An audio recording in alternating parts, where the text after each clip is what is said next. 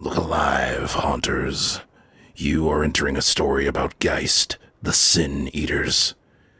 Welcome to the Chroniclers of Darkness, a narrative horror podcast set in the RPG New World of Darkness.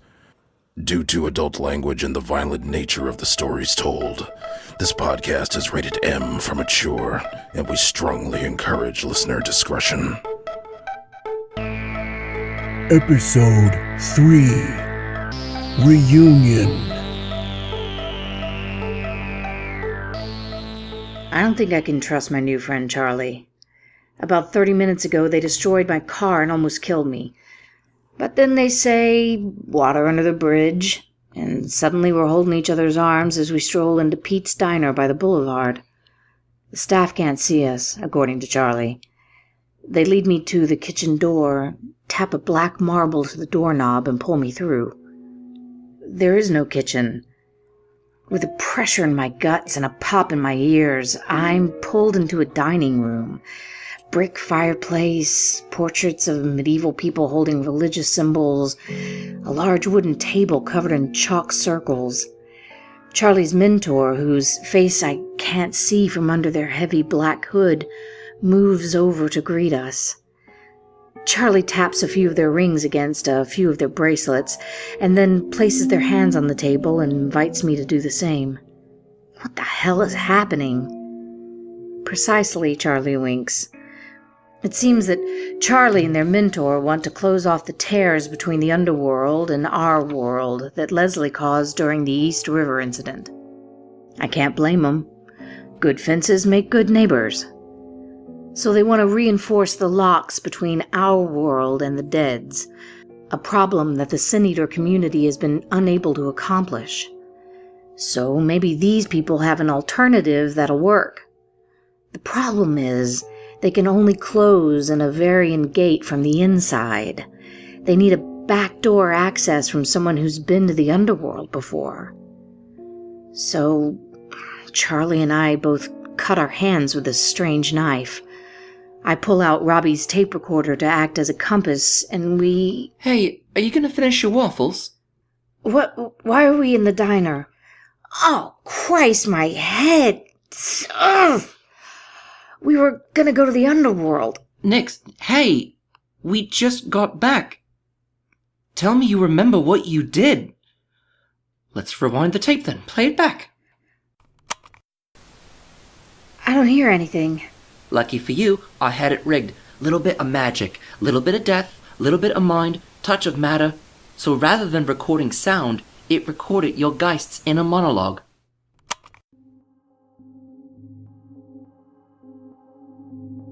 There are so many songs about the river, and for good reason. Rivers are landmarks, grounded but always moving. Journeys can begin, continue, and end by their flow. Cold stone lies across the face, sits up, stands, so much fog, looks down at the arm, sees thick metal sutures up the bicep, scars seeping sludgy ectoplasm, stinks of ozone and heavy spice. This arm doesn't match the rest of the body. Scars, yes, but the skin is a different shade, the muscles more dense and more hair than the other arm. This arm does not match. Sound of running water. Walks along the rickety wooden pier. The water's muted wails calls as it approaches. Am standing in the water now, hearing the moans of the dead, and they are not my own. Am holding a stick of wood with many tiny carvings wrapped in leather. The word for it is staff. The carvings are letters, and the letters tell me their definition in the language of my people? No, not people. Beings, maybe. Abominations, more likely. The staff of wood and feathers and a dream catcher made of ivory and rodent bones.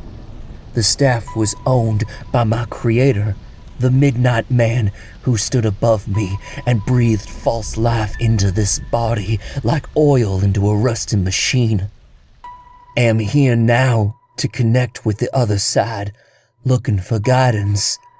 The staff glows in the black water and points a new direction. Must ignore the pleading and begging of the ghastly faces in the water.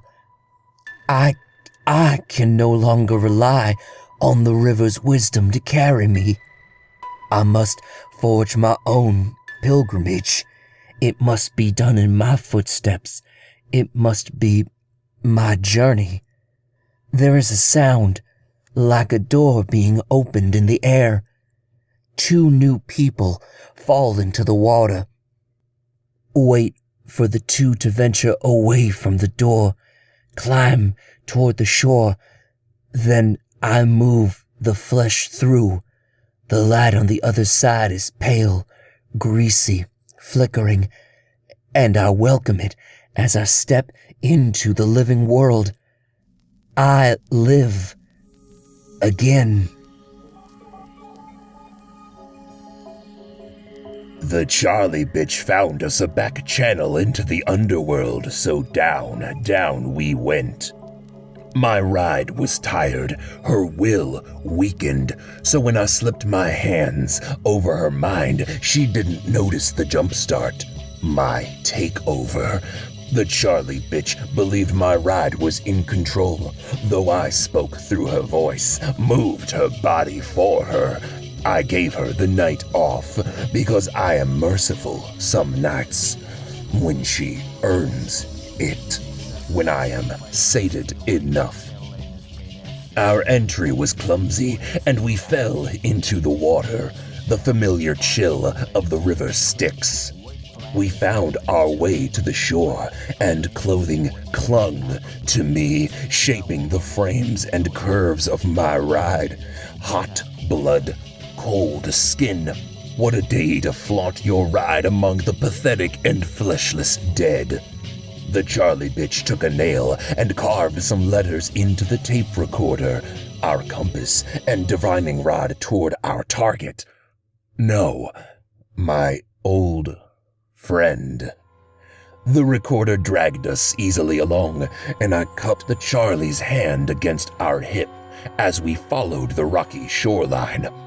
Sharp crags of obsidian stuck up out of the sand, and the going was hard on the body, hard and long. Delicious strains in the tendons on the leg, raw, spicy, dry air burning in the lungs, the sting of salt in the eyes, all the buffet of pain for my feasting. Hello, Charlie here, your favorite local necromancer. You know, fake tits, fake accent, fake cell phone half the time, burner phones. But what is real is the magic. I see dead people. I talk to them, and when I push myself, I can convince them to fuck off. So, you're probably wondering how we got here to the great below. You'd be right to wonder that. Short answer? Magic! The roundabout answer came all thanks to Nyx. Soon as she mentioned Monroe in the cemetery and drew that Freemason symbol that she saw in the fortune teller's home, I had a feeling. General Monroe is a Civil War hero with the Union and has a hefty plot of land in the Greenwood Cemetery in Brooklyn. His weird little mausoleum was Freemason built and sits atop Battle Hill. Once we learned about the General, this old friend of Nyx, it all came together like a pack of Legos. All those clues built the road, and as a sin eater, Nyx was our cleavage flash to the bouncer watching the door. Nyx is my VIP into the underworld, which I haven't seen in the flesh since my awakening. And if all that seems convoluted and back-asswards, go with the short answer. Magic! So, Nyx is leading the way, and the shore comes up against the bottom of a cliff. We come to the side of a mountain and hugged its rough sides rather than dare the river a second time. In the peaks above us on the mountain, against a high cliff ledge, we saw a figure too large to take notice of us. A bulbous, fleshy creature. Perhaps a Kerberoy, I've read about those. Perhaps even a Chthonian, I've heard about those. Rolled and roiled some of its fleshy cords down the mountainside. like a half-aborted pile of hate pudding. The Kerberoy howled in a childlike screech as one of its many heads gummed up its arms and, with surprising strength, tore through the loose flesh and supped upon itself. Now you gotta know, there are plenty of legends about self-sacrifice. You know, tons. The Aztecs, of course, consuming the most athletic to pass on their strength to the temple lords and the royal family. But self-cannibalism, those are warnings. Those are heinous acts of the purest evil, even among those who don't believe in the universal binary of good and evil. Legends of the Ouroboros, of the Greek king Eristhicton. When you devour yourself, you process yourself, feed bone to bone, blood to blood. You become stronger, yes, but you will become strange in the process. The food chain does not care for desperation, but has ways of rewarding innovation. This horrible Kerberoy was so far above us it wouldn't even see us, but it's still so large that we can clearly make out its many shapeless heads and many hollow eye sockets. Part of its fleshy cacophony of malformed arms shoved into mouths, while there are stunted wings as well. I puked a couple times. Nyx kept watching, sometimes smiling, sometimes laughing. She kept showing her teeth in a way that wasn't exactly a smile. She's complicated. I like that. This monstrosity has grounded itself in an orgy of gluttony and wrath. Lucky son of a bitch. When we return to the rocky shore of the river, we find lost souls and ghosts wandering in a cluster of tents. A refugee camp. Where had they come from? Are they trapped here? Are they just passing through? Or are they livestock for the Kerberoy atop the mountain? Who cares? The tape recorder points us to the back end of the camp, and we become aroused with anticipation. We move close, merely steps away. My old crewmate, and my latest victim, the General. This podcast is brought to you by Nirvana's Path, your one-stop app for relaxation. Have you continued your breathing exercises? Do you continue to hold your open palm to your right shoulder, tracing the symbol left, then down, then forming that small C by your hip? Do you see that symbol, your yantra to relaxation in your everyday life? In the shape of puddles on the street? In the clouds above you? If you breathe and relax your eye like a 3D poster, do you see it taking shape on the sides of buildings or above thresholds you pass by every day in your commute but are noticing for the first time today? Don't wait. Pursue your relaxation and walk a different path today. Breathe in. Exhale. Breathe in as I breathe in. Exhale as I exhale. Feel our sympathetic connection and reach out with your breath. Wake up. There you are. Look upward and climb that ladder as it manifests. Breathe in. Exhale. The world's troubles will soon be below you. So download the app for Nirvana's Path and spread the magic today. This podcast is brought to you by Union National Securities, protecting you, your property, your flag, and your ammunition stockpiles. Union National Securities is an easy-to-follow 2-hour online training course on how to spot and report possible intruders in your neighborhood and or country. Call today and one of our freedom-loving veterans will test and dismantle your current libtard security system and tell you what you should be afraid of. If our veterans can't break into your home, your installation is free. Union National Securities. Walls protect.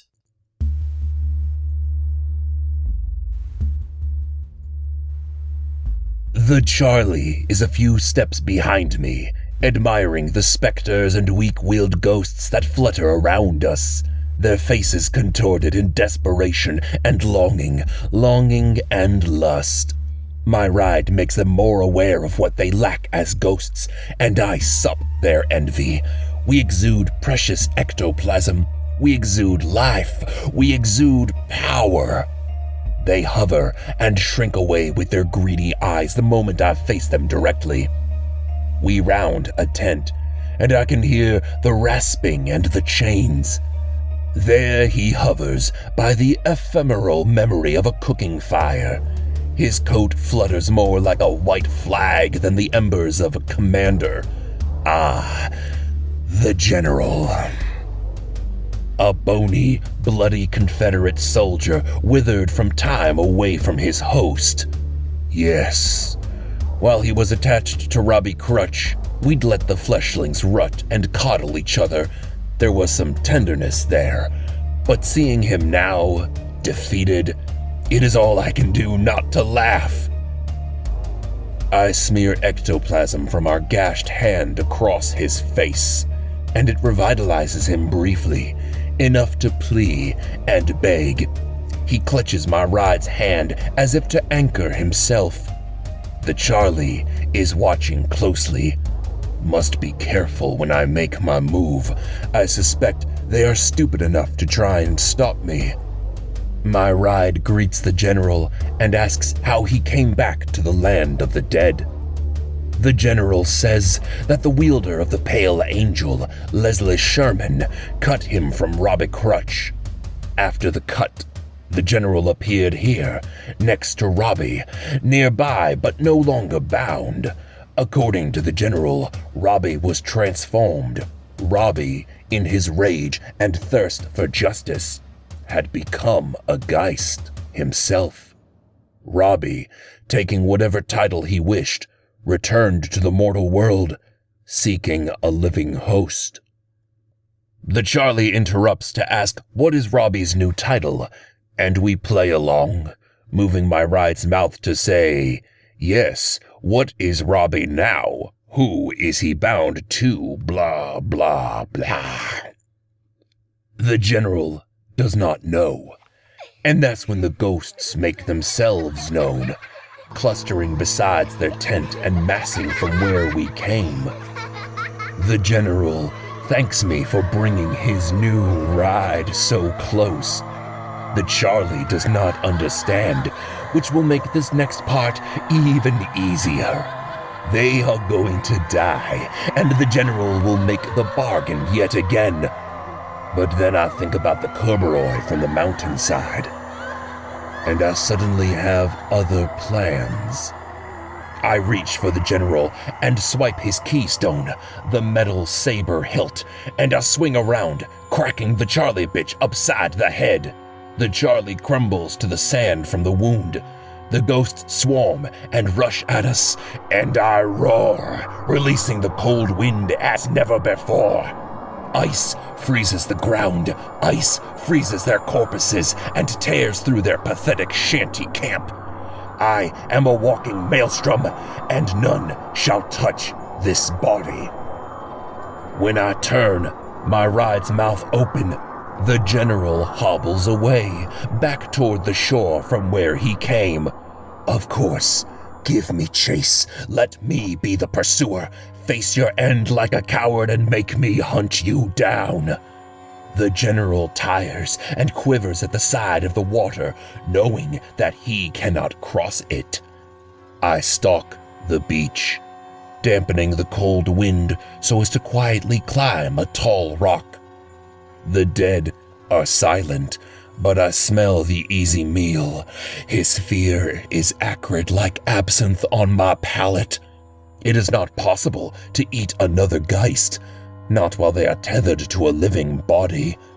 But drag them out of their ride, and they are just another addition to the Underworld food chain. I stand at the top of the rock, looking down on the shrunken essence of the general. What will I gain from devouring him? The rage? The call? His key of stigmata would be a lovely and remarkable acquirement. In total silence, I drop on top of him, saddened that I will not be able to lynch him, as I have dreamed of doing since the first incarnation of the Tombstone Kings of Queens. I was, after all, killed by a pack of white boys for bringing Negro jazz into Baltimore so long ago. And, unfortunately, I did not bring enough rope. I drop. He struggles, he shrieks, he swings, he holds back my head and demands why? And who wouldn't? Why would I need his power when I could just help him? I move my ride's mouth to ask the most obvious question. Why not? He tastes of ratted cloth and blood-soaked dirt, of dried funeral flowers and limestone glutted lichen. When the screaming stops, I feel my powers grow while my ride's mind disconnects for a while. She had been inside my head, watching, weeping, unable to act. She is silent now. I have gained the rage, a useful manifestation. The general himself, his last wisps of self exhaled from my belch, take the shape of his saber hilt. It is light in my grasp. This death mask shall be useful in future hunts. Like right now. I stalk a few more ghosts around the refugee camp, giddy like a fox in a hen house. When the Charlie bitch stirs and awakens, I tell them that we are leaving. Normally, we would have to navigate by foot. But this wizard has a sympathetic connection to their mentor in the mortal world, thus a shortcut through the worlds. I press our mouths together, and we return. Dear merciful God. I'm so sorry. This is the first time I've played it back. I've totally lost control. I'm one of the wretched. If anyone else finds out, they're gonna hunt me down. That's not gonna happen. Hey, shh. I won't let that happen. But listen, it's about the other guy. He's gonna keep my body until my heart gives out. Nix, the other guy here has an idea, and I think you should hear him out. What other guy? From around the long diner bar, the doors to the bathroom open. I hear a familiar clack of footsteps I haven't heard in almost 2 years. Tall, thin, salt and pepper goatee, gray vest, gray sports coat, gray eyes. He picks up a ceramic mug from the bar and sits down across from me, and I can already smell the mint tea. There's nowhere for me to run. The founder of the Tombstone Kings of Queens sighs through his thin lips and raises his cup casually. "Hello, Carrie," says Leslie Sherman, the necromancer who nearly wiped out the city. Takes a sip of his tea. "It's been a while. Please take your time and finish your waffles. We have much work to do." I can't suppress my death sight. He radiates like a spotlight staring down on me. All there is blackness, swirling death, and at the center is a Leslie Sherman-shaped clump of dark. I want to jump up, I want to scream, I want to fling Charlie across the table and leap out the window onto the boulevard. Charlie sits next to me, hands crossed politely and smiling. So ignorant of the danger, like we're about to ask Leslie for a blessing. "I can already see," Leslie says in his calm, measured way, "that the Black Bone Daddy is giving you more problems than before. So I'll make this quick, before he interrupts and steals your attention. I've been working on something big, and I want to share it with you. I think I can separate you from your Geist, permanently, and have you walk away alive, totally human and totally free. And in return," I practically stutter.